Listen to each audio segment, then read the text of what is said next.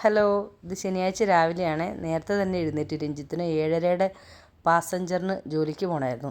രാത്രി ഒരുവിധം കാര്യങ്ങളെല്ലാം ഞാൻ ഒതുക്കി വെച്ചു. പക്ഷേ എനിക്ക് ചീര അരിയാൻ മാത്രം സമയം കിട്ടിയില്ല കേട്ടോ. രാവിലെ തന്നെ ചെറുതായിട്ട് മഴ പൊടിക്കണ്ടായിരുന്നു. കുറേ ദിവസമായിട്ടോ ഇങ്ങോട്ട് ഇപ്പോൾ മഴ പെയ്ത് കേട്ടോ. നമ്മൾ സ്റ്റീലിൻ്റെ പുതിയൊരു കട്ടിംഗ് ബോർഡ് മേടിച്ച് വെച്ചിട്ടുണ്ട്. എനിക്ക് ഈ കട്ടിംഗ് ബോർഡിലിട്ട് അരിയാൻ വേണ്ടിയിട്ട് വലിയ വശമില്ല. നമ്മൾ ഫിംഗർ ക്യാപ്പ് വെച്ച് അരിഞ്ഞാണ് ശീലം.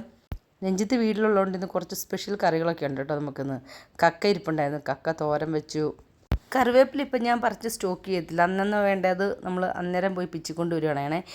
ഈ കാറിൻ്റെ മുകളിൽ കയറ്റി വെച്ചേക്കണം ഭയങ്കര പട്ടിശല്യം. എൻ്റെ കൊച്ചിൻ്റെ 3 ചെരുപ്പെടുത്ത് മതിൽ ചാടി വന്ന് പട്ടി കടിച്ച് കീറിക്കളഞ്ഞു. നമുക്ക് വാഴയില്ല കേട്ടോ. അപ്പുറത്തെ സൂസൻ ചേച്ചിയുടെ വാഴയുടെ കൂമ്പ ഞാൻ ചേച്ചിയോട് നേരത്തെ ചോദിച്ചായിരുന്നു. എന്നിട്ടാട്ടോ പിച്ചുന്നേ. കുറച്ച് കൊഞ്ചിരിപ്പുണ്ടായിരുന്നു. അത് നമ്മൾ ഫ്രൈ ചെയ്യുവാണെങ്കിൽ പിന്നെ കുറച്ച് ചീരത്തോരനും ഉണ്ടാക്കുക കേട്ടോ. ഇതെന്തിനും ഇത്രയും കറികളെന്ന് ചോദിച്ചു കഴിഞ്ഞാൽ 7 ദിവസമൊക്കെ കൂടിയിട്ടല്ലേ വീട്ടിൽ വരുന്നത്. ട്രെയിനിലെ ഫുഡിനെ പറ്റിയൊന്നും ഞാൻ പിന്നെ എല്ലാവർക്കും പ്രത്യേകിച്ച് പറഞ്ഞു തരണ്ടല്ലോ. എന്നും തന്നെ ദാല് കറിയായിരിക്കും. അപ്പം വല്ലപ്പോഴുമല്ലേ നമുക്കിങ്ങനെ ഉണ്ടാക്കി കൊടുക്കാൻ പറ്റത്തുള്ളൂ. വീട്ടിൽ നിന്ന് കഴിച്ചില്ലേ പിന്നെ ഇലക്കറിയൊന്നും കഴിക്കണതിനെ പറ്റി ചിന്തിക്കുകയേ വേണ്ട. കൊഞ്ചൊരു 3/4 ഭാഗം ഫ്രൈ ആകുമ്പോഴത്തേക്ക് അതിൻ്റെ മുകളിലേക്ക് കുറച്ച് സവാള അരിഞ്ഞിട്ടതൊക്കെ വെച്ചൊന്ന് മിക്സ് ചെയ്തെടുത്ത് കഴിഞ്ഞ് കഴിഞ്ഞാൽ നല്ല ടേസ്റ്റാണ് കേട്ടോ. പിന്നെ ഒരു ഗ്രീൻ ടീ ഒക്കെ ഇട്ട് കൊടുത്തു കേട്ടോ രഞ്ജിത്തിന് വേണ്ടിയിട്ട്. അത് ചൂടാറാനായിട്ട് മാറ്റി വെച്ച്. ഇനി നമുക്ക് ചോറ് പൊതിയാം.